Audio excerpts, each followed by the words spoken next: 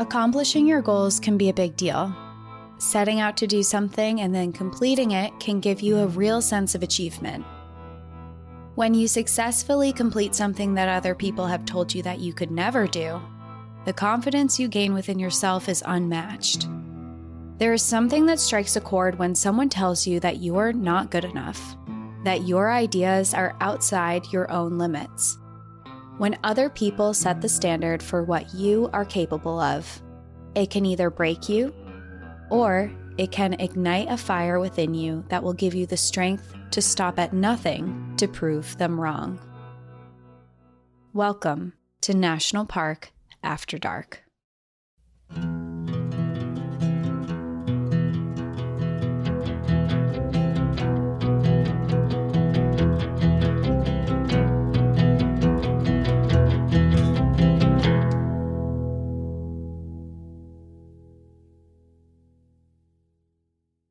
I'm inspired. Don't even know what we're talking about. The end. Episode done. It seemed like an against the odds type of theme. It is. I'm excited for today's episode because we're going to talk about the first woman to ever solo hike the AT.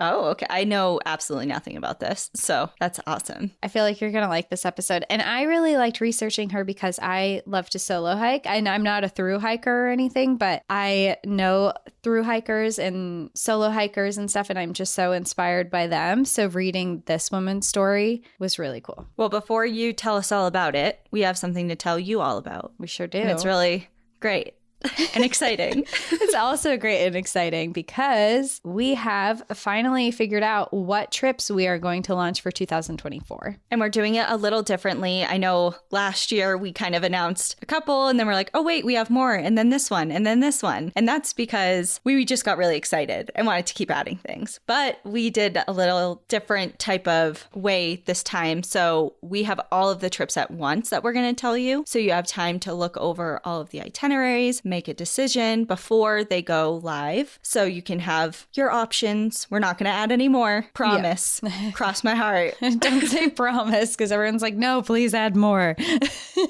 A girl has her limits, okay? Yeah. So we're doing some really exciting trips. So this is the schedule for 2024 for the National Park After Dark group trips. So first up, we have Peru, and it is rescheduled from our original date in 2023. We had to postpone it because of some political issues going on. We just felt more comfortable postponing it. So that trip is already booked, but if you're interested in it, just keep an eye on it because sometimes people reschedule, cancel, and spots open up. So that one, because other people had it booked for 2023, it's currently sold out, but people might cancel and you can add yourself to the waiting list for that one. But that one's happening in April of 2024. Mm-hmm. And then we have some other exciting ones. One that I'm really excited about, and I'm really excited that Danielle okayed this trip, is we're going to do some national parks in Canada up in the Quebec area. And there's some climbing involved and some heights, which Danielle said yes, so we're doing it. It's official.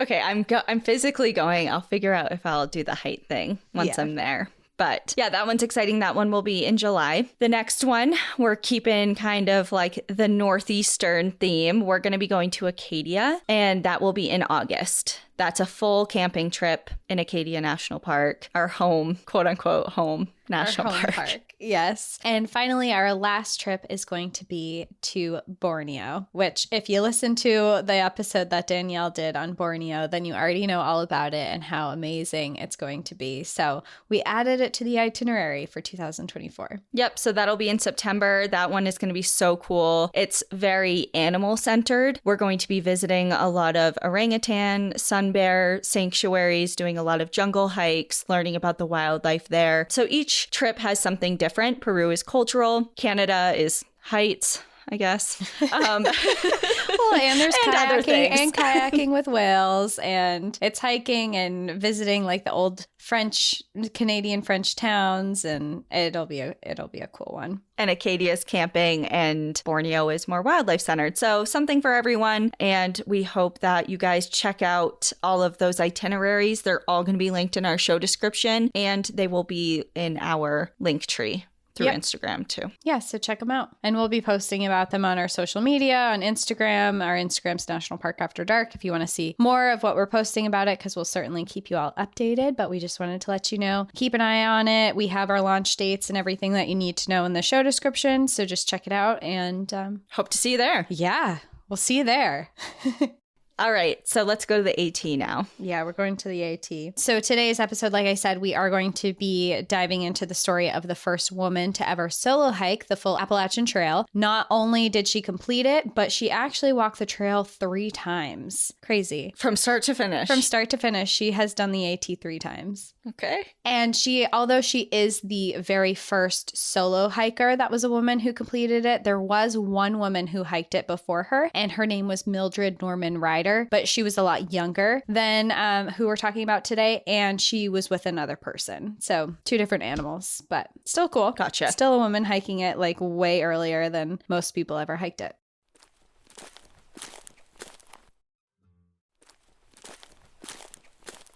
Before we get into her story, let's learn about the Appalachian Trail. The Appalachian Trail is also known as the Appalachian National Scenic Trail and is managed by the National Park Service. So I'm not venturing out of the realm of the national park. It is a national park unit entity, and it extends through several national parks as well. It is a 2,180 plus-ish miles or 3,508 kilometer footpath that extends from Springer Mountain in Georgia to Mount Katahdin in the state of Maine. It crosses 14 states along the East Coast, and it began being managed by the Park Service after the National Trail System Act was passed in 1968. And this act protected trails for recreational use and for conservation. The Appalachian Trail and the Pacific Crest Trail were the very first 2 scenic national trails to be established, which is pretty cool. Now, this trail has a lengthy history before becoming involved with the National Park Service, as the idea of the AT began over 40 years prior in 1921. I actually really liked researching this because I didn't know much about the AT,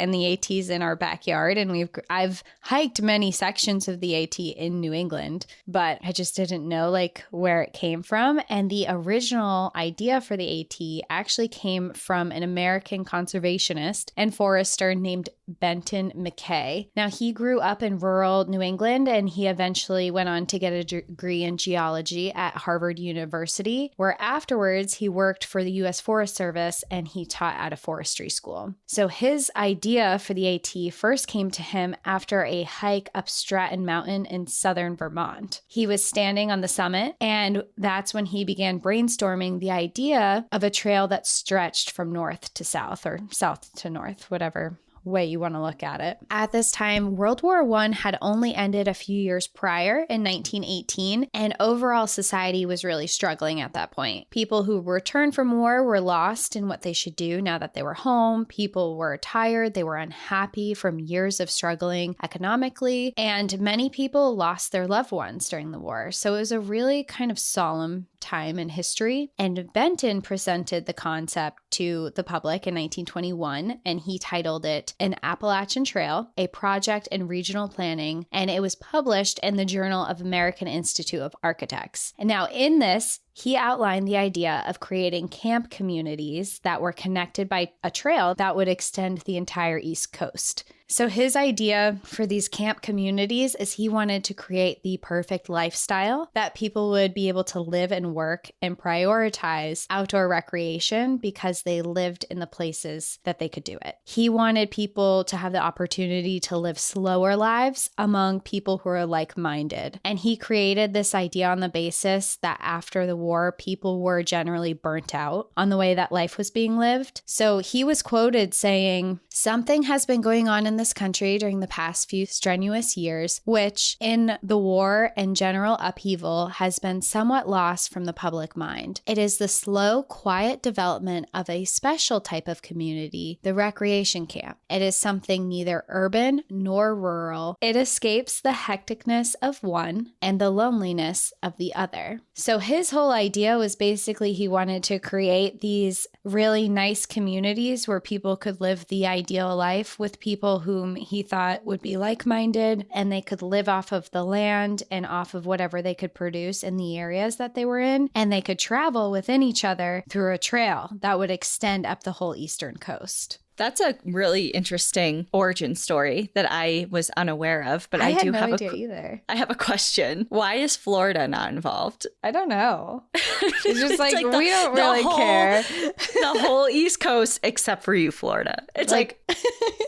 what? Like Florida has nothing to give, not Florida. Like not even northern Florida. Like, you know what I mean? Yeah. I don't know. That's a good question. And I guess I didn't research specifically like why Florida's not in it. But at one time, they also wanted the AT to end in New Hampshire and not include Maine. Oh, okay. So part of the East Coast, I guess. Yeah. Except for each bumper state on each end. Yeah. It's like we don't want Maine or Florida, but it didn't come from like a space of we don't like these states. It was that they didn't believe that the landscape would provide enough and it would be too much of a struggle. So that was why Maine was left out. So I wonder if Florida was left out because there's not really mountains there. And this was a mountain trail. But I'm not sure. It's a good question. I've always wondered that, actually. Yeah. I've never wondered it until right now. Someone knows. Someone's listening to this, and we're going to get a bunch of emails that are like, this is why Florida, and we appreciate it. So his idea was to work off of existing trails and camps that already were trails in these areas and then extend them to build onto new ones. And he wanted to utilize the already existing Vermont Long Trail and the camps and huts that were already there and build off of that, connecting other trails to create one really long trail. So throughout the entire eastern coast minus Florida, he just wanted to take trails that were already there and then connect them all. His idea was able to get enough support that over the next decade, the trail creating took place. And by 1937, it was completed, but then large parts of it were destroyed during a hurricane in 1938. Over the course of it being built, the idea of this utopian community fell short. With the Industrial Revolution happening during these years, people weren't as interested in the communities as they were when the idea originally was presented. When large sections of the trail were destroyed in 1938, the project came to a halt and they stopped trying to make the trail entirely. However, in 1948, a man named Earl Schaefer became the first person to ever hike the AT from start to finish. And this sparked a new interest in thru hiking. And although the trail was in rough shape, it was officially declared open for thru hikers in 1951. Because before this was thought to be a community trail. It wasn't thought people were going to want to hike it from start to finish. And when he did it, it was like, oh, okay, we'll open this for thru hikers. But it wasn't very popular at all. Over the next 4 years, there were only 6 or 7 people who had ever thru hiked it. And they were all men minus the one woman, Mildred, who did it. On May 3rd, 1955, 67-year-old Emma Gatewood, who our story is about, found herself standing on Mount Oglethorpe in Georgia, the original beginning or the end, depending on how you're looking at it, of the AT.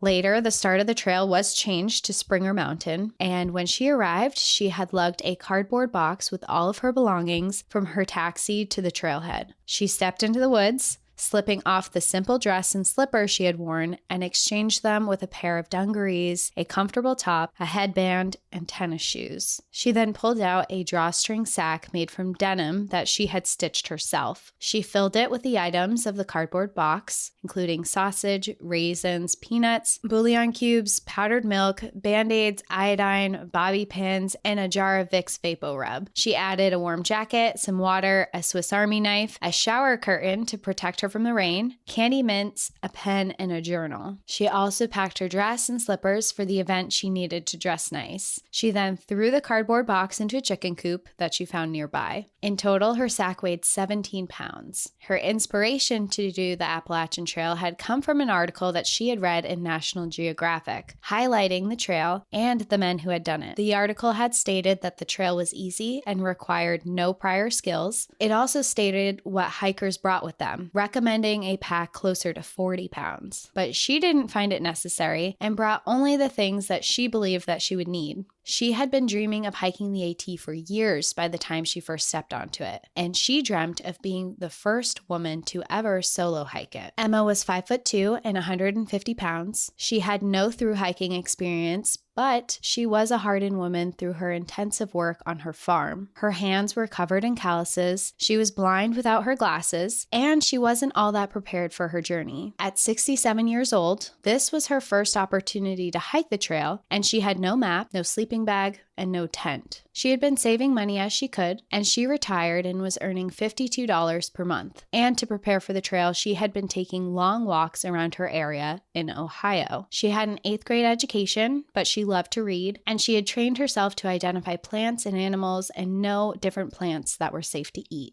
I'm sorry, no tent? No tent or sleeping bag. Just on the ground. Going for it. Okay. The ultralight and her bag, 17 pounds. I mean, that is so light to be carrying to hike the AT. Well, she didn't have a sleeping bag or a tent, so that definitely. Certainly. And barely any food either.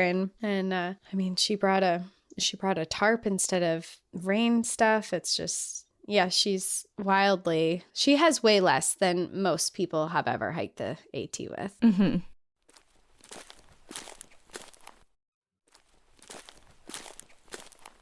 When she slung her denim sack of all of her belongings over her shoulder and stepped onto the trail, she became the first solo woman to ever set foot on it with the intentions of walking the entire thing. Stepping onto that trail marked a pivotal moment in history, but it was also a pivotal moment in her life. She had not told anyone that she was doing it. The last thing that she told her 11 children was that she was going for a walk. Something that she had often done, but this time she left out the fact that she was leaving her home in Ohio, hopping on a bus and then a plane to hike over 2,000 miles up the entire East Coast. I'm sorry. I'm torn between go Emma to, oh God, Emma, what the hell? That's a little irresponsible. If that was my mom, I'd be like, what the fuck? What you are gotta you tell doing? someone what you're doing. At least tell me. Especially now, we're don't hike and not tell anyone where you are. Yeah, and not only am I on a really long walk, I'm in another state and I'm going to be gone for months. She's like, I'm just going for a walk. I'll see you later. It's fine. I mean, I guess she wasn't lying, but she definitely didn't tell the whole truth. She didn't include everything, but there was a reason for that. She didn't want to explain why she had chosen this journey, and she didn't want to explain how this was the first time she would be free to do as she wanted since she was a child. Before I get into her story, I do want to give a little bit of a trigger warning for domestic violence and sexual violence if you're not in a space to listen to it. It is included in Emma's story. For the purposes of this episode, I'm just going to be discussing it briefly through her story, but it is involved. Okay. Her children's father and now ex-husband had abused her for over 33 years before she was able to escape and file for divorce. Her mouth was filled with false teeth because he had knocked them out when striking her. She had old scars and healed up broken ribs, and she had almost died more than once at his hands. She had spent her life with grueling work on the farm, having and raising 11 children, all while suffering daily mental, physical, and sexual abuse. She had spent these years finding solace in nature, teaching her children all she learned from her books about the outdoors, and wishing to spend more time there. And this was the very first opportunity she had ever had to do what she had been dreaming about for years. This was a lot to explain, and when people would finally ask why she was hiking the AT, she would simply respond with, because it was there. Her first few days on the trail were off to a good start, although her legs were sore and her feet were swollen. She met a kind person along the way who gave her food and allowed her to sleep for the night inside of a church that wasn't too far off the trail. On the third night, she found herself in a valley filled with a couple of very small homes.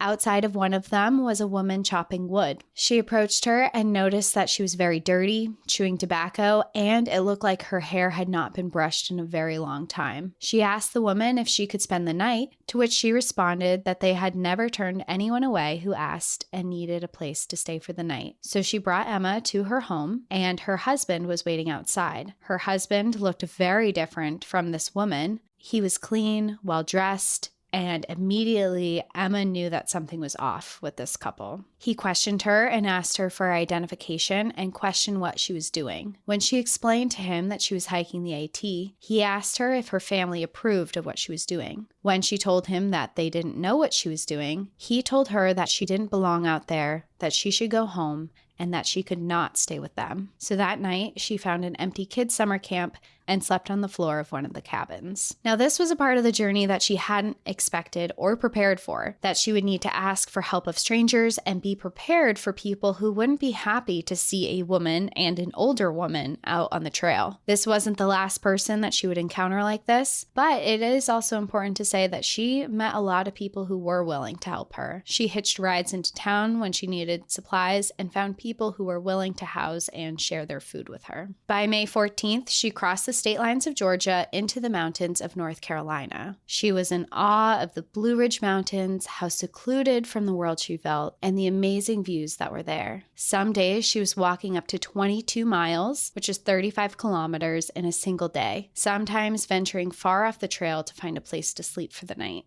She found that the trail was nothing like she had believed it to be. The article that she had read that said that the hike was easy and the trail was well maintained, and saying that there would be plenty of huts to sleep at along the way, she found was completely false. The trail had steep inclines and descents. She found that much of the trail was overgrown with thick rhododendrons, was filled with downed trees, and was hardly marked. It was common for her to misstep and have to regain her bearings on the trail and re-find it. There were also very few huts for her to stay in, and the ones that were there were disheveled and hardly standing, and she constantly had to find her own kind of shelter, whether it was a hotel, someone's home, a bed of leaves on a warm night, or just an abandoned building that she came across. Many of her days were filled with rain, and she was ill-prepared, with only a tarp to shield herself from it. Her feet were soaked and swollen, her tennis shoes were already destroyed after just a few weeks, but with all of this, her age being 67, none of this was a deterrent for her. Her motto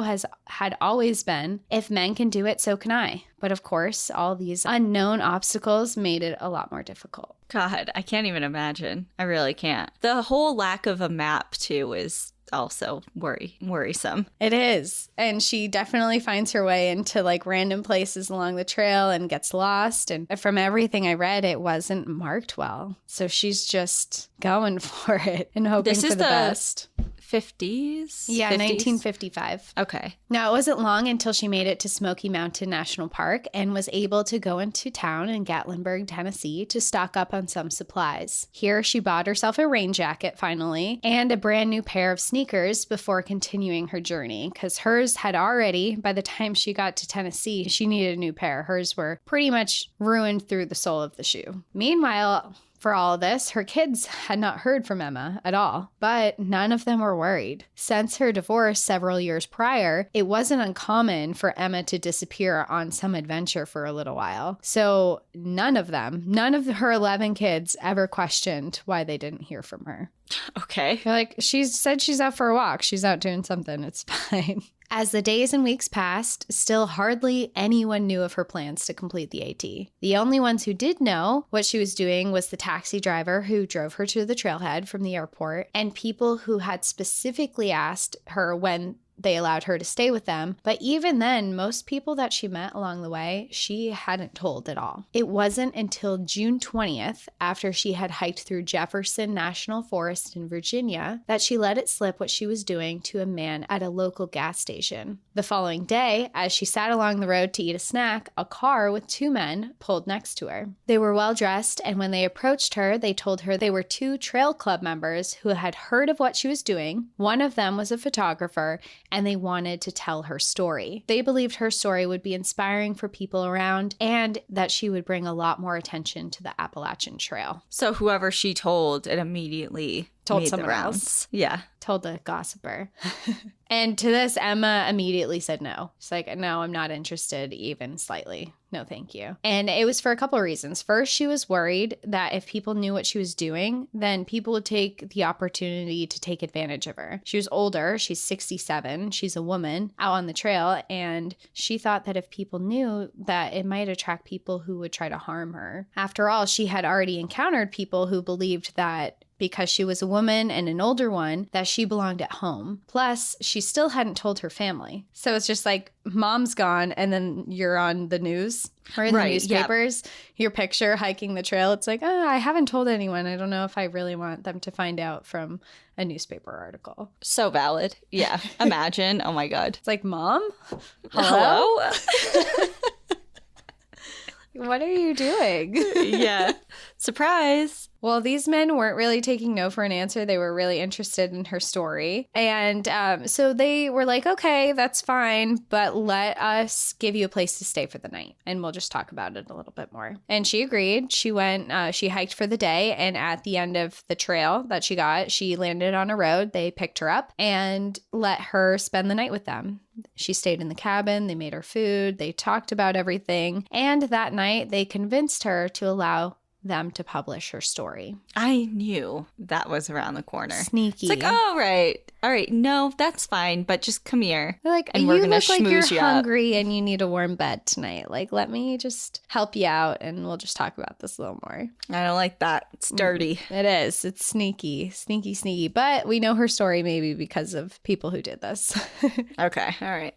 So the very next morning in the Roanoke Times, an article was published with the headline of Ohio Woman 67 Hiking 2,050 Miles on Appy Trail. The article went on to describe how she was carrying a sack and wearing tennis shoes. It detailed that she was a housewife who had been widowed, which is what Emma had told them. And it wasn't until several decades later that her divorce and abuse was revealed. So Emma actually never told anyone what happened and that her husband was abusive. Instead, she said, I'm alone because I'm a widow. I have children, and gave like this happy marriage, happy family story that ended that way. And she did, because she didn't want anyone to know that she was abused for so long. And at the time, it wasn't really looked on fondly for women to divorce their husbands. So she came out with a different story. But she did write in her journal detailing the abuse that she endured. In one entry, she wrote, multiple times I was black and blue in a lot of places, but mostly my face. I did not carry a single child that I did not get a slapping or beating during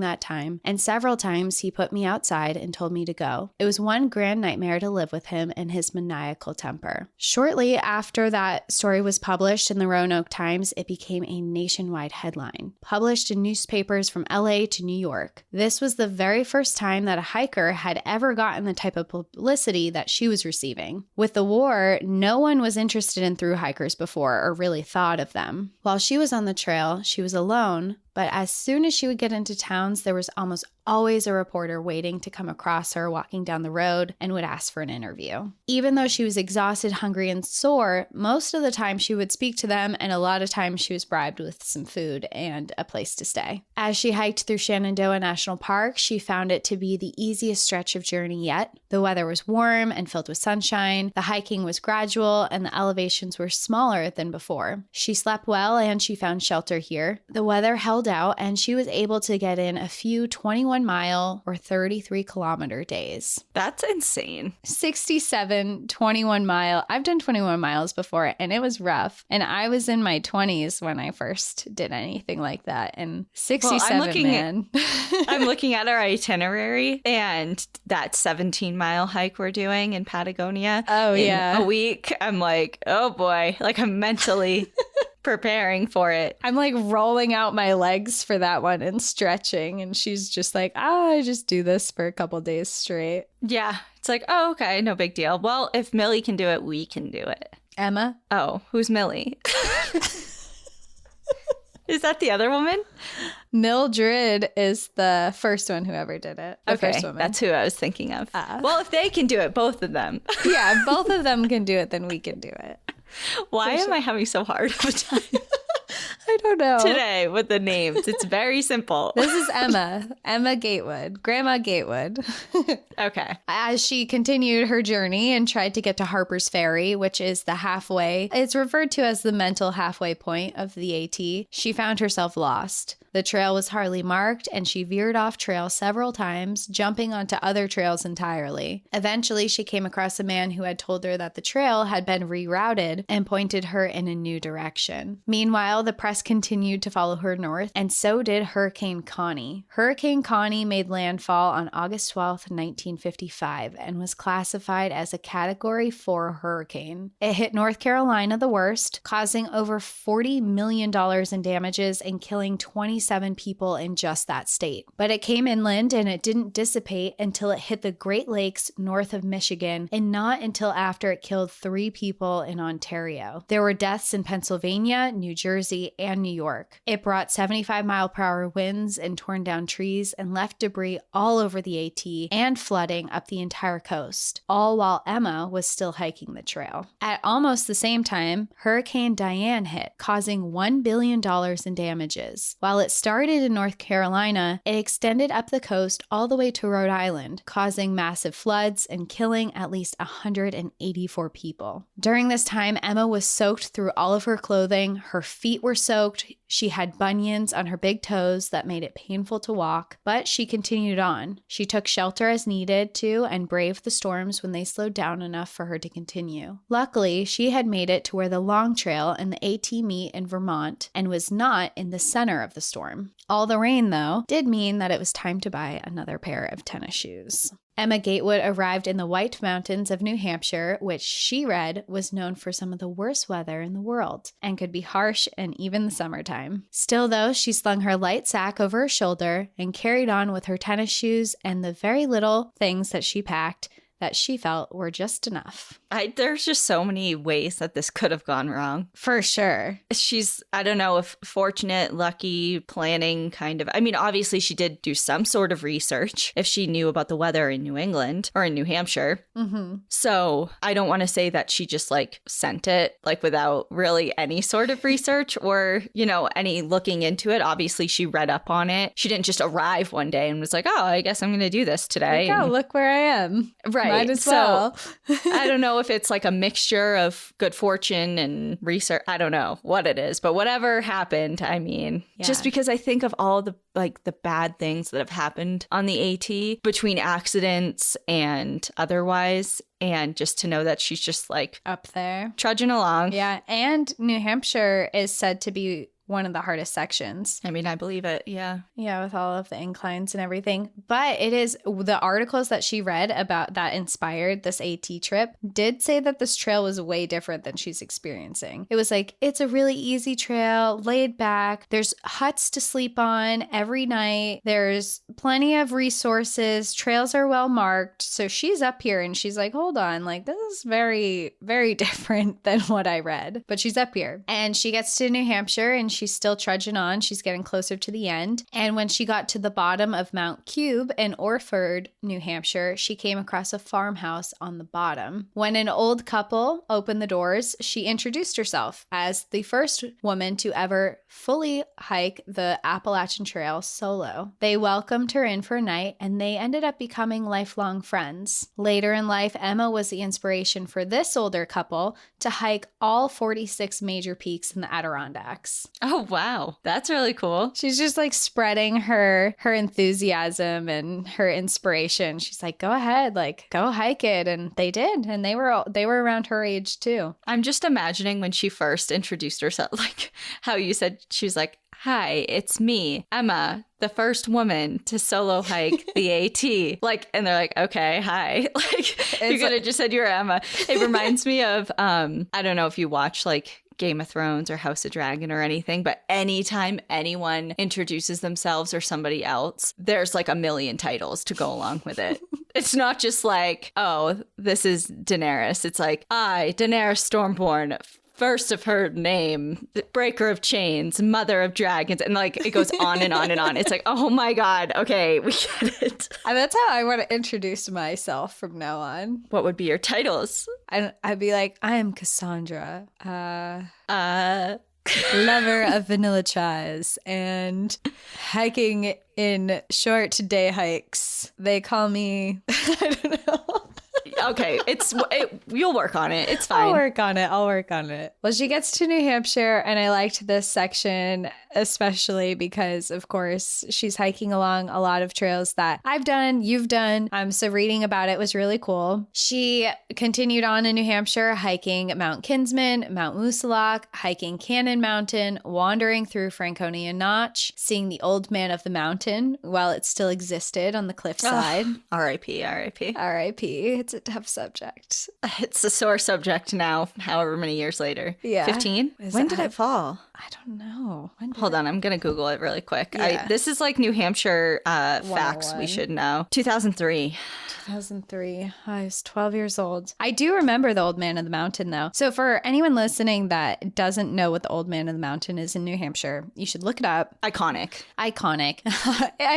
It's on all the New Hampshire license plates, but it was in Franconia Notch at the top of the ridge. If you looked at it, you could see it from the highway. And it was this rock shape that looked like the face of an old man. And it was iconic. People would drive up there because you're in the White Mountains. It's beautiful. You're surrounded by like valleys, and there's a lake up there, and it was near Cannon Mountain. And it was just, I remember as a kid driving up there to go see it. And there was always this car, there was like the stand there was a popsicle stand, and they would sell these ginormous popsicles. Like they were the ones in the plastic packaging. You cut the top off, and it's just a whole thing of the, you know what I'm talking about? The push ones? Yeah. That you push them up? Yeah, you push them up. But it was like weirdly wide and long. They were like 2 feet. And I just remember it was like the best. You'd go see the Old Man of the Mountain, and you would eat these popsicles. And I was like, I don't know. I was probably like 8 or 9. Yeah. And it was just it was a long time ago. The greatest. I mean, like he's on our state quarter. He's on our license plates. And he was falling for a while. Like there was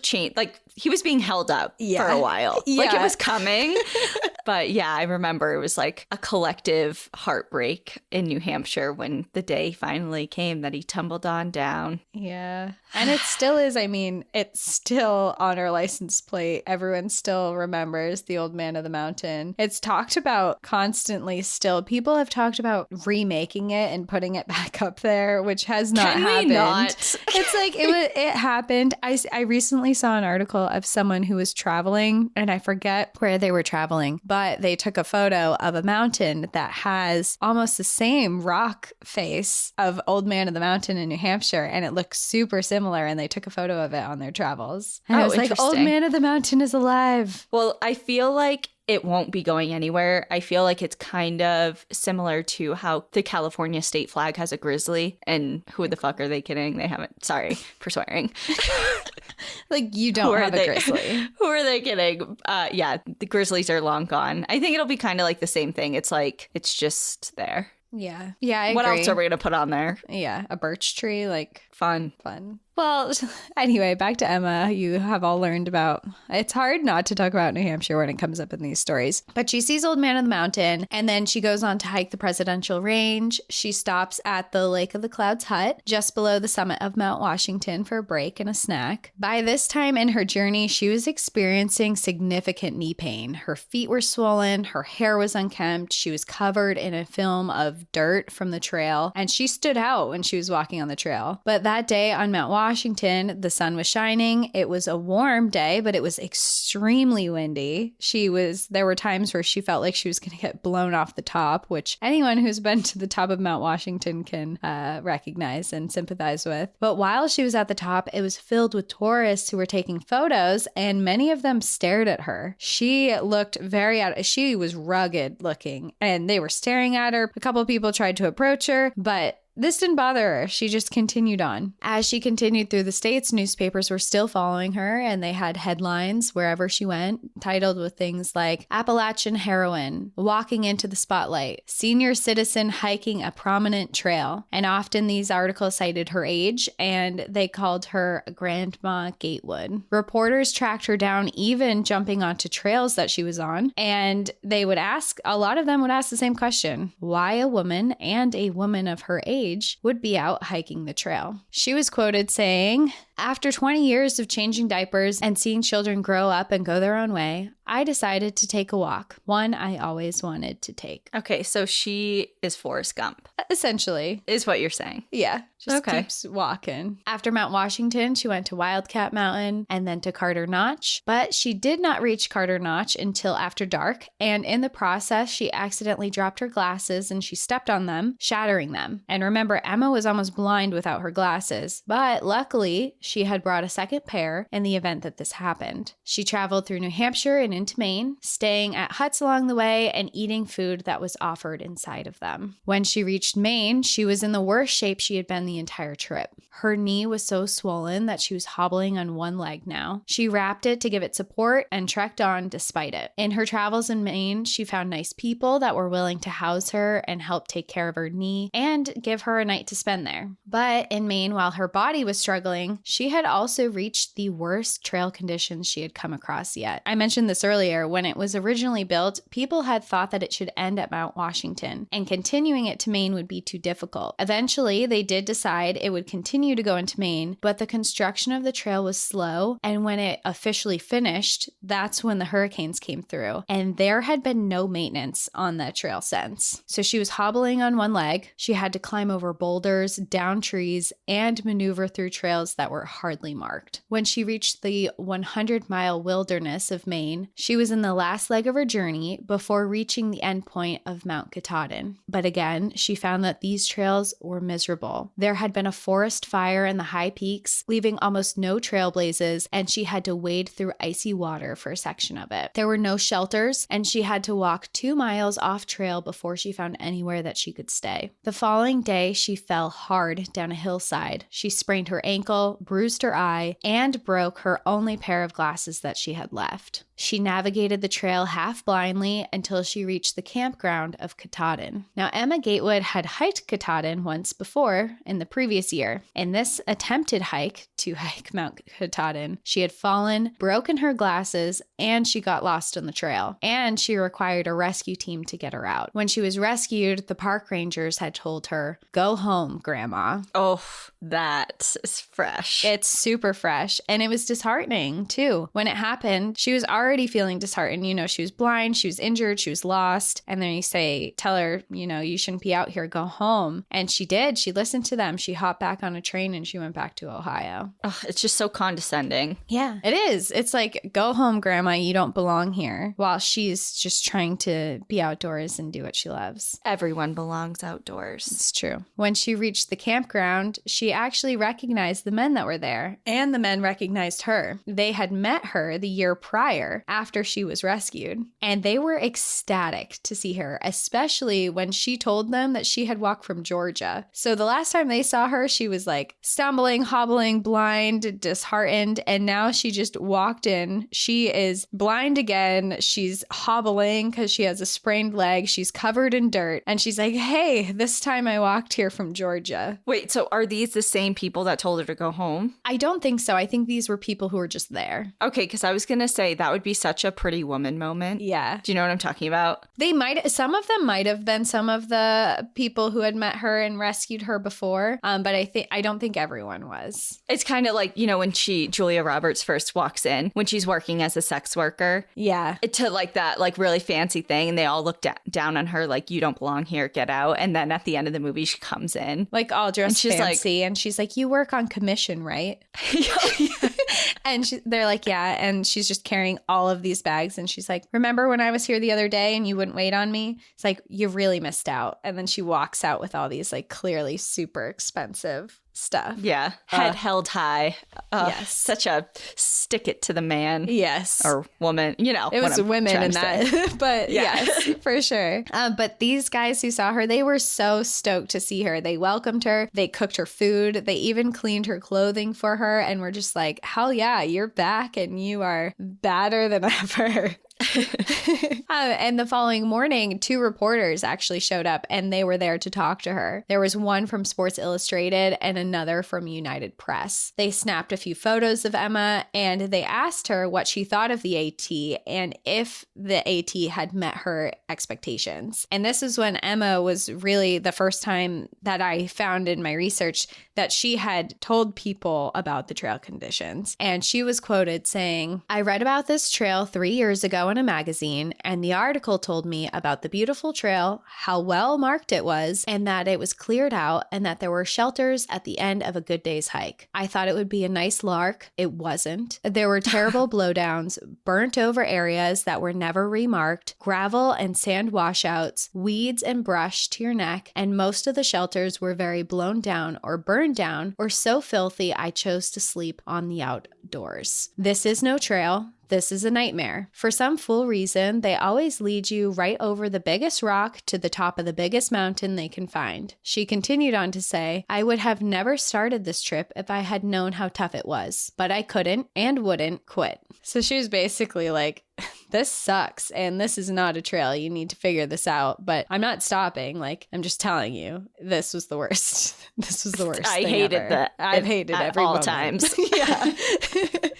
But I'm here, so I'm doing it. But I'm here and I'm not quitting. And she didn't. Emma Gatewood reached the summit of Katahdin and the final point of the AT just before noon on September 25th, 1955, just 26 days before her 68th birthday. She walked for a total of 146 days and had lost 30 pounds since she started, and she had averaged hiking 14 miles or 22.5 kilometers per day, which is insane. So insane. It really is. It really is. Like, those are long days. For however, what'd you say, 126 days? 146 days. 46 days. Yeah. Imagine that. Averaging doing 14 miles. 14 miles. And some of them were way longer. She was doing 22 miles, right? 21 miles. Like, yeah. And she finished it. She finished strong. Her glasses were broken. She had a sprained ankle when she got to the top. And she had gone through 7 pairs of tennis shoes by the time she reached the end. But she did it. She stood atop the mountain with the wind against her cheeks, singing the first verse of America the Beautiful. And although she completed the trail, she wasn't done with her journey. Shortly after, she went on to give speeches and talk to news outlets about the trail. She was nicknamed Queen of the Forest, and in 1957, she became not only the first woman to solo hike the AT, but she became the first person to ever complete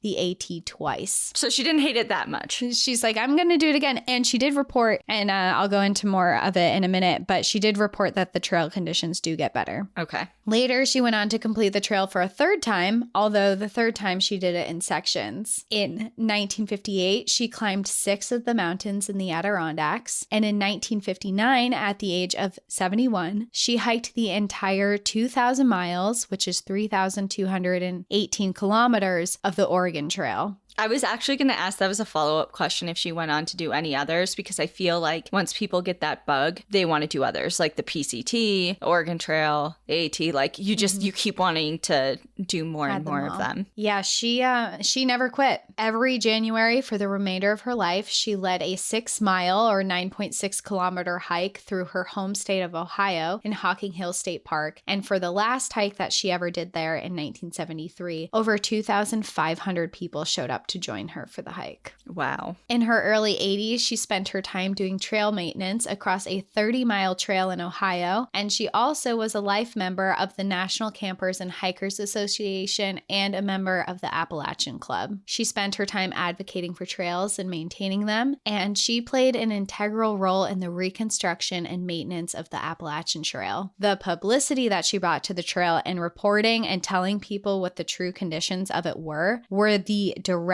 result of the restoration of the trail. Once people learned what was happening, they're like, we have to fix it. And she was a major advocate in that. Emma Gatewood died on June 4th, 1973, at the age of 85, surrounded by family. She had 11 children and 26 grandchildren. She was buried in Ohio Valley Memory Gardens with a grave marker that simply says, Emma R. Gatewood, Grandma. Her obituary quoted her saying, "If those men can do it, I can do it." In 2012, Emma was inducted into the Appalachian Trail Hall of Fame, and she is the subject of an exhibit in the Appalachian Trail Museum located in Pennsylvania. Emma has also been attributed to directly influencing the increase of hikers on the Appalachian Trail. After she completed the trail, by the mid-1990s, 3,346 people had walked it, many getting their inspiration from her. And if you remember, before she had hiked it, there had only been like 6 or 7 people who had ever completed it.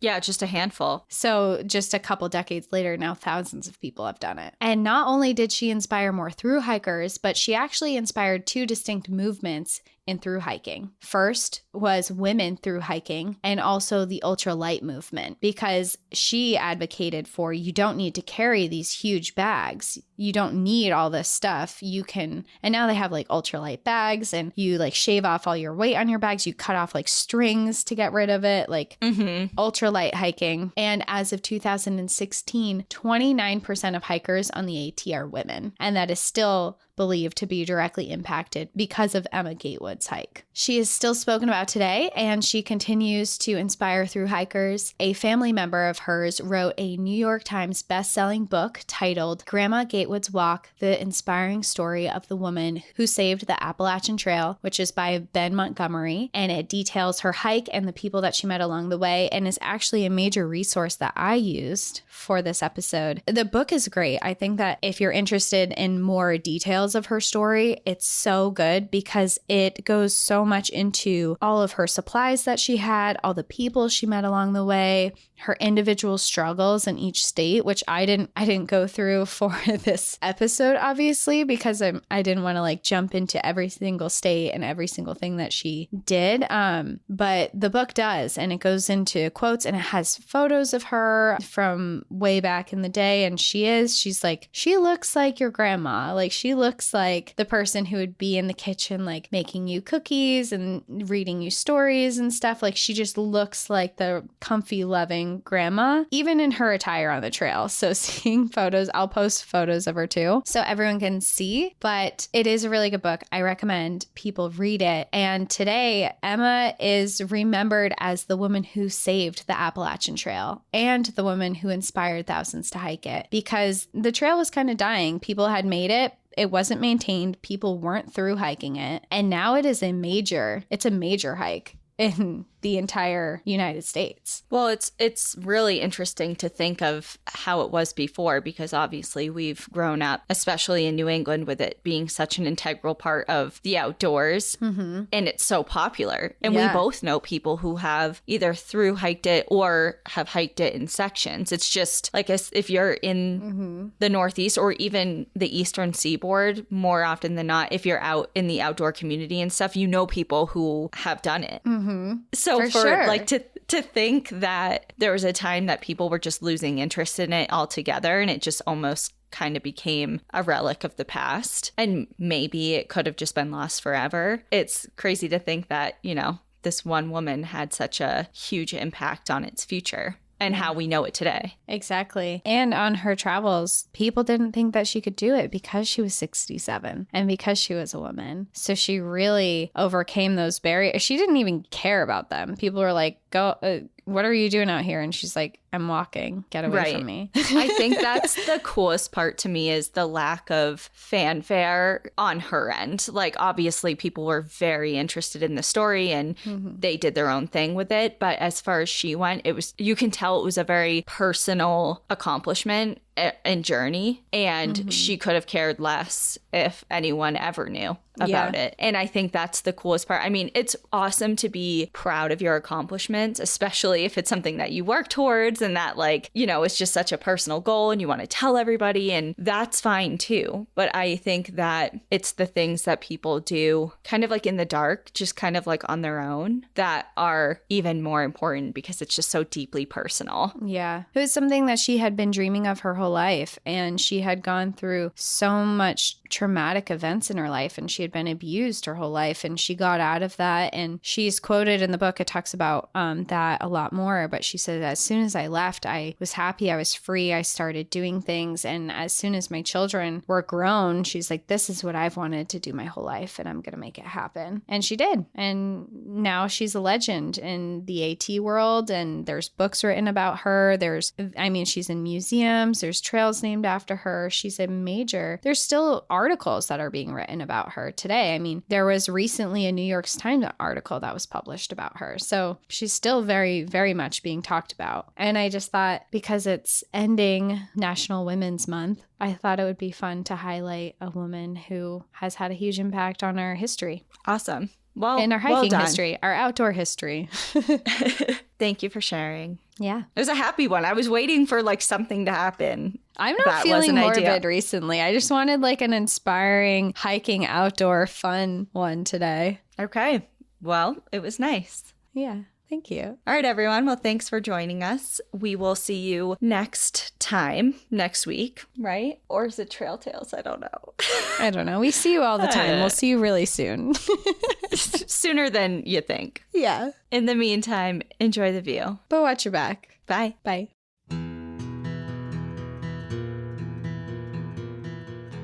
Thank you so much for joining us again this week. If you have a trail tale or story suggestion, send us an email at stories@npadpodcast.com. Follow us on Instagram and Facebook at National Park After Dark and on Twitter at NPAD Podcast. Join our Outsiders Only community on Patreon or Apple subscriptions to listen ad-free, unlock monthly bonus episodes, and exclusive content. And remember, when you support our sponsors, you are supporting our show. For our exclusive discount codes and source information from today's episode, check out the show notes. For more information on our show, our book recommendations, merch updates, and more, visit our website at npadpodcast.com. And please rate, review, and subscribe from wherever you listen to podcasts.